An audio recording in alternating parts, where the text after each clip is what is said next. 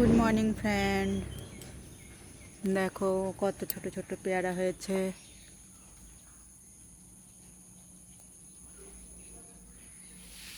চলো তোমাদেরকে দেখাই।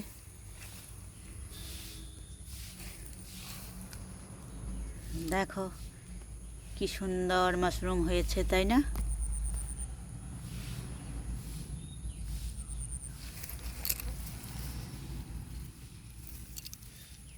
টানা, দেখো এই মাশরুমগুলো কিন্তু খাওয়া হয়, খড় থেকে হয়েছে, তাই না? আর একটাও পেয়ারা বড় হয়নি, সব ছোট ছোট পেয়ারা ধরেছে। দেখো কত।